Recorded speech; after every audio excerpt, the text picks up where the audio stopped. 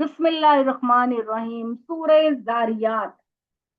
जारियात जारियात का मतलब है तेज चलने वाली हवाएं।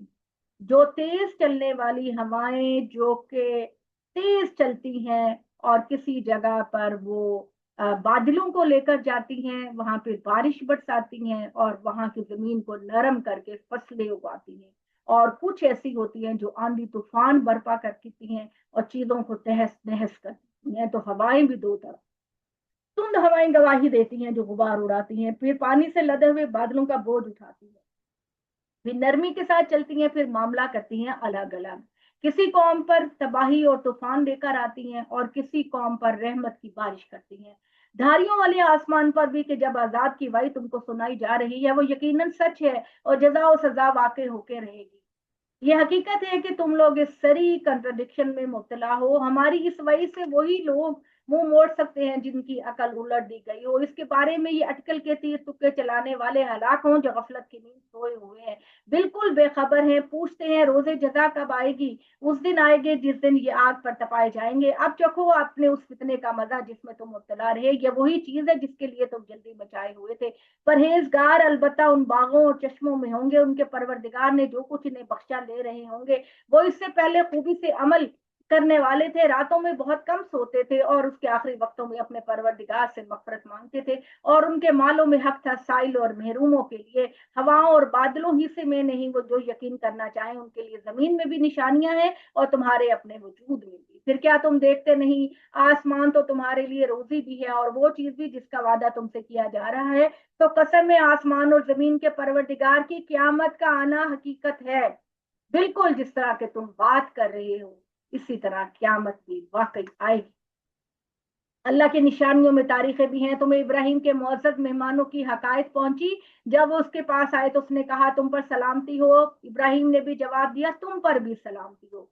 वे फरिश्ते जब आए थे उनके पास, कुछ अजनबी लोग हैं। फिर नजर बचाकर अपने घर वालों के पास गया और उनके लिए एक मोटा ताजा बछड़े का भुना हुआ गोश्त ले आया और उनके आगे पेश कर दिया, मगर उन्होंने हाथ नहीं बढ़ाया। उसने कहा क्यों नहीं खाते। फिर उनके तरद्दुद को देखकर इसने अपने दिल में कुछ अंदेशा महसूस किया। वो बोले डरे नहीं और इसे अपने जी इल्म फर्जन की बिशारत दी, हजरत साहब की बिशारत दी। और उनकी बीवी ये सुनकर हैरानी के आलम में आगे बढ़ी, अपना माथा पीटा और बोली हाय बुढ़िया बांझ, इस उम्र में जनेगी। फरिश्तों ने कहा तेरे परवरदिगार ने यही कुछ फरमाया है, वो बड़ा हकीम और अलीम है। इब्राहिम ने पूछा ए फरिश्तों तुम किस मुहिम पर हो। यानी उन्होंने कहा कि बेटे की खुशखबरी देने के लिए इतने फरिश्तों का आना जरूरी नहीं था। अल्लाह ताला मुझे वही के जरिए भी बता सकते थे। बताओ तुम्हारा असल मिशन क्या है। ये आयत नंबर 31 है। फमा खतबुकुम अय्युहल मुरसलून, ए फरिश्तों तुम्हारा असल मिशन क्या है। उन्होंने जवाब दिया हमें मुजरमों की एक कौम की तरफ भेजा गया है, यानी लूत की कौम की तरफ के हम उस पर पत्थर बरसाएं जो तुम्हारे परवरदिगार के हाँ उन लोगों के लिए निशान ज़दा हैं जो हद से बड़े हुए हैं। फिर उस बस्ती पर हमने ईमान वालों को निकाला और वहां एक के सिवा मुसलमानों का कोई घर न पाया। यानी वहां पर हजरत लूत के घर के अलावा सारे ही लोग बदकारी में मुब्तला थे। तब हमने पत्थर बरसा दिए और उन लोगों के लिए इबरत की एक बड़ी निशानी वहां छोड़ दी। और दर्दनाक अजाब से डरने वाले डरते हो और कहा कि अजाब से डरते हो। ये कुरैश को अल्लाह ताला बता रहे हैं कि जिस तरह हमने लूत की कौम को निस्तो नाबूद कर दिया, इसी तरह तुम्हारे साथ भी मामला हो सकता है अगर तुम ईमान न लाए। यही निशानी मुसलमानों की सरगुजश्त में भी है। जबकि हमने उनको एक वाज़ेह सनद के साथ फिरौन की तरफ भेजा तो फिरौन ने गुरूर से मुंह मोड़ा और बोला कि ये तो जादूगर है या कोई खप्ती है। इसका नतीजा ये हुआ कि हमने उसे और उसके लश्करों को पकड़ा, उन्हें समंदर में फेंक दिया। वो मुलामत ज़दा होकर रहे। यही निशानी आज की सरगुजश्त में भी है, जबकि हमने उन पर बेफैज और खुश्क हवा चला दी। यानी कि ठंडी यख बस्ता हवा आद और समूद पर खुदा ने उन्हें रेजा रेजा करने के लिए उड़ा दी। उसे रेजा रेजा किए बगैर वो हवा इन्हें छोड़ती नहीं थी। यही निशानी समूद की सरगुजश्त में भी है। जबकि उनसे कहा गया थोड़ी मुद्दत के लिए मजे कर लो, मगर इस तंबी पर भी उन्होंने अपने परवरदिगार के हुक्म से थोड़ा सरताबी की तो उनको बादलों की गरज ने आ लिया और वो देखते ही रहे। फिर ना इनके लिए उठना हुआ और ना ही अपना बचाव कर सके। और इनसे पहले कौम नूह को भी हमने इस तरह पकड़ा, यकीनन वो बड़े नाफरमान लोग थे। پھر کیا مشکل ہے کہ ہم انہیں دوبارہ اٹھا کھڑا کریں؟ کیا تم خدا کی اس طاقت پر یقین نہیں رکھتے؟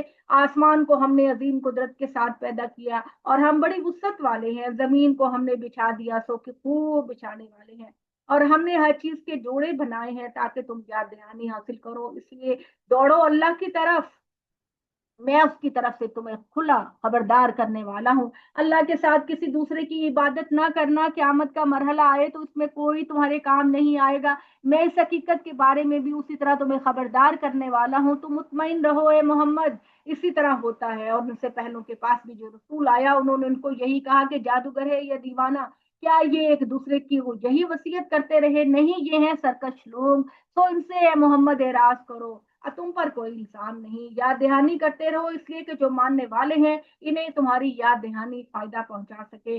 ان سرکشوں کو اب ان کے حال پر چھوڑ دو، میں نے جنوں اور انسانوں کو صرف اس لیے پیدا کیا ہے کہ وہ میری عبادت کریں، اور ان سے تقاضا بھی یہی ہے، میں ان سے کوئی رزق نہیں چاہتا اور نہ یہ چاہتا ہوں کہ وہ مجھ کو کھلائیں، اللہ تو خود روزی دینے والا ہے، بڑا زور والا، بڑی قوت والا ہے۔